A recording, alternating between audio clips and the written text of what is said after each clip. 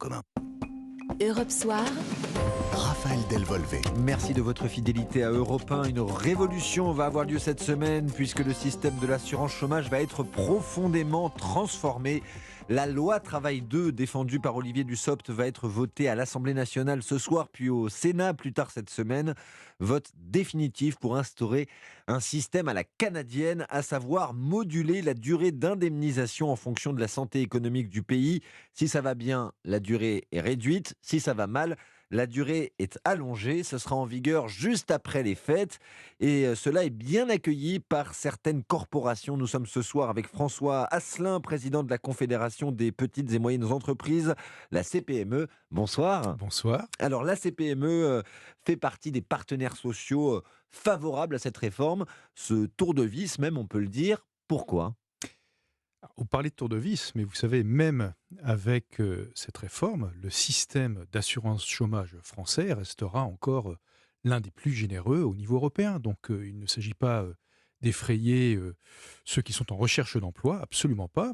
Ce que nous disons, c'est que le meilleur système assurantiel, c'est celui qui indemnise correctement celui qui a un accident de parcours professionnel, qui perd son emploi, mais qui en même temps raccroche de la façon la plus efficace au marché du travail. Et c'est là où le système actuel, il est perfectible. Il n'est pas assez incitatif. Donc, lorsque vous avez quand même un taux de chômage qui reste à 7,3, 7,4%, nous sommes loin du plein emploi. Lorsque vous avez des entreprises, et ça c'est plutôt la bonne nouvelle, qui recherchent encore des compétences qu'elles ont du mal à trouver, même parfois sans qualification, ça reste compliqué pour les entreprises, et bien d'avoir un système assurantiel, donc un système d'assurance chômage qui incite à la reprise d'emploi. Oui, nous sommes favorables à la CPME. Vous voulez dire qu'aujourd'hui en France, François Asselin, on n'a pas peur d'être au chômage ? Alors en fait, on a petit à petit perdu l'essence même de ce que c'est que l'assurance chômage. En clair, c'est un petit peu la perte de la notion du bien commun. En clair, ce bien commun qui est le système assurantiel à la française, on se dit, j'ai cotisé, donc j'ai comme un droit de tirage, donc je peux bénéficier de mes droits d'assurance chômage parce que j'ai cotisé. Or, c'est pas cela un système assurantiel. Si vous deviez avoir vos indemnités à la hauteur de votre cotisation, j'aime mieux dire que vous n'auriez pas beaucoup de montant d'indemnité. C'est comme si vous étiez assuré avec votre voiture, tous les 5 ans, vous demandez à votre assureur de vous remplacer votre voiture. Un système assurantiel, c'est un système qui mutualise en fait le risque professionnel. C'est-à-dire que si jamais chacun tire sur le système assurantiel parce qu'il veut organiser sa vie professionnelle avec des temps, on va dire, suspendus entre 2 contrats de travail, eh bien, c'est pas fait pour ça. Voilà, il faut réaffirmer l'origine même du système assurantiel. Vous perdez votre emploi, il faut qu'en même temps, d'une façon très efficace, on vous accompagne pour raccrocher au marché du travail. Donc effectivement, il y a encore des marges de manœuvre dans le pays, puisque la bonne nouvelle, c'est que les entreprises recrutent, même on voit dans les derniers chiffres trimestriels, il y a encore un marché de l'emploi qui est relativement dynamique. C'est une bonne nouvelle. Il faut souhaiter que ça continue parce que le premier élément déclencheur de l'emploi, c'est avant tout le niveau d'activité. Donc il reste encore assez bon pour qu'il y ait des créations d'emplois. Eh bien, c'est pour cela que d'avoir un système assurantiel qui s'adapte suivant le marché du travail, c'est-à-dire que le marché du travail est très dynamique, eh bien, vous avez moins de périodes d'indemnité et on vous incite à raccrocher le marché du travail. Le marché du travail se durcit, et bien là, vous pouvez être indemnisé pendant plus longtemps. Alors les grands critères retenus pour mesurer la bonne santé économique du pays, le nombre de postes à pourvoir, le taux de chômage, il est actuellement de 7%. Il est considéré comme faible à vos yeux, François Asselin ? Disons qu'à la sauce française... ça faisait longtemps qu'on n'avait pas vu des chiffres aussi bas Ça en faisait France. longtemps qu'on n'avait pas vu des chiffres aussi bas. Donc effectivement, les chiffres ne sont pas mauvais. Mais quand on se compare, on s'aperçoit que beaucoup d'autres pays ont un taux de chômage nettement inférieur à celui de la France, ne serait-ce que l'Allemagne, on parle de l'Angleterre. Les États-Unis, les fameux 3% de chômage, sûr. on parle de plein emploi dans ces cas-là. Bien sûr. Mais Donc, on parle aussi beaucoup de paupérisation des travailleurs. alors, il ne s'agit absolument pas de paupériser les travailleurs, on est bien d'accord. Et puis, vous avez quand même un salaire minimum en France, qui est quand même dans une moyenne plutôt élevée par rapport aux autres pays européens, ne serait-ce que par rapport à l'Allemagne, ne parlons pas de l'Angleterre ni des États-Unis. Donc, si vous voulez, Ce on sont a des quand même... systèmes très libéraux, vous le savez. Bien sûr. Donc, nous ne demandons pas, entre guillemets, à la CPME, à ce que, entre guillemets, on copie un système ultralibéral. Il faut admettre qu'en France, l'amortisseur social reste quand même puissant. Ce qu'il faut, eh bien, c'est que ça soit efficace. Il faut absolument se battre pour cette valeur essentiel pour la survie d'un pays, à savoir la valeur travail. Et lorsqu'il y a du travail, eh bien, il faut avoir des mesures incitatives pour raccrocher au monde du travail. Alors, pour bien comprendre pourquoi les petites et moyennes entreprises sont favorables à un durcissement des règles de l'assurance chômage, dressez-nous un peu un état des lieux. Vous parliez de recherche permanente de compétences. Ça veut dire quoi? Que les PME n'ont pas le temps d'attendre, de rechercher. Alors vous Sinon, elles mettent la clé avez, sous la porte. Ce sont de trop petites voilà, structures. c'est-à-dire que c'est pas une question de la grandeur de la structure, mais de toute façon, quand bien même vous avez, des salaires, que vous essayez de rendre attractifs, quand bien même vous essayez de voir au niveau des conditions de travail pour, faire en sorte, je pense à l'hôtellerie-restauration, d'aménager, des temps, de week-end libres pour certains de vos salariés, vous n'arrivez pas en face à trouver de candidats et pourtant il y a des compétences disponibles sur le marché du travail. Donc, lorsque vous avez, par exemple, quelqu'un à qui vous proposez un CDI et qui n'accepte pas son CDI, qui préfère lâcher son CDD pour, entre guillemets, utiliser le système assurantiel, donc l'assurance chômage, avant de signer un nouveau contrat, eh bien, le système assurantiel n'est pas fait pour cela. Il faut absolument que ça soit incitatif pour raccrocher au marché de l'emploi. Alors, il y a bien évidemment la réforme de l'assurance chômage, mais l'emploi, c'est pas que la réforme de l'assurance chômage, c'est aussi la formation des demandeurs d'emploi, qui là aussi est perfectible, c'est surtout l'orientation, où pendant des années, on a formé des cohortes de jeunes dans des filières qui ne recrutaient pas, alors que les filières où ça recrute, on n'a pas assez formé de jeunes français. Eh bien là aussi, il faut revoir complètement notre système d'orientation. Un exemple concret pour que tout le monde comprenne bien ce que va changer cette réforme de l'assurance chômage. Typiquement, je suis chômeur, j'ai le droit à 24 mois C'est d'indemnisation. cela. Ça, c'est avant la réforme. Oui. Après, je n'en aurai plus le droit qu'à 18 parce qu'on estime que la situation économique du pays est plutôt bonne. Alors ça, c'est le point qui fâche aussi. Le coefficient ne sera calculé que par l'État. C'est lui qui décidera de si la santé économique du pays est bonne ou mauvaise. Il n'y a pas un risque Oui. là, François Asselin, Oh, il c'est peut de toujours y la avoir un président de risque, la mais CPME? si vous voulez, ce qui se passe quand même, c'est que l'État appuie son calcul sur des critères objectifs, hein, à savoir la qualité du marché de l'emploi. C'est quand même un gros critère. C'est-à-dire que si vous avez un manque d'offres d'emploi, bien évidemment, on ne va pas sanctionner les demandeurs d'emploi.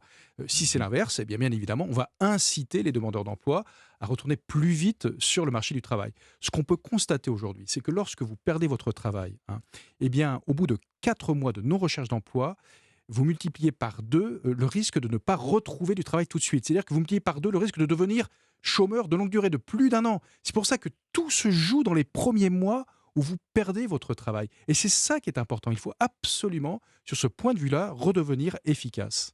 Charles nous appelle au 39 21. Il voudrait vous parler, François Asselin, président de la Confédération des petites et moyennes entreprises. Bonsoir Charles. Bonsoir. Alors, vous nous appelez du Lot-et-Garonne, vous êtes retraité et vous êtes favorable à cette réforme de l'assurance chômage, ce système à la canadienne. Il faut préciser pour nos auditeurs que ça se Oui, passe comme c'est ça au vrai. Ça se Canada. passe comme ça au Canada. Et en plus, il y a un critère régional au Canada qui ne s'appliquera pas en France. Alors, Charles, on vous écoute. Alors, je suis favorable, bien entendu, quand il y a du travail à cette évolution, hein, et quand il n'y a pas de travail, revenir comme c'est actuellement. Mais avec un bémol, c'est-à-dire dans les domaines en tension, où il y a un manque de salariés, Mhm. ce serait bien, ça veut dire soit le travail il est trop dur, ou soit le travail il n'est pas assez payé. Donc, dans ce cas-là, il faudrait aussi, peut-être à mon avis, c'est que celui qui prend un emploi dans ce domaine et qui n'est pas formé pour, peut-être lui donner une petite prime. C'est-à-dire qu'en gros, moi je vois des emplois où c'est vraiment en tension, hein, il manque de main-d'œuvre, peut-être qu'il faut inciter aussi les gens à, à prendre cet emploi, même si ce n'est pas dans leur domaine de prédilection, s'ils veulent prendre cet emploi, moi je pense qu'il faut une incitation. Mais bien entendu, quand il y a de l'emploi, on ne va pas payer des personnes avec des allocations chômage, parce que, comme on dit, certains, vous l'avez bien dit, pensent que c'est un droit. Non, les allocations chômage, c'est une aide quand on est en difficulté, quand on a été, l'entreprise a fait faillite, etc. Donc, de là, vous voyez le bémol que je mets. Je dis oui pour cette réforme, parce que la situation, il y a du travail, donc forcément, Mhm. il faut que les gens prennent ce boulot, mais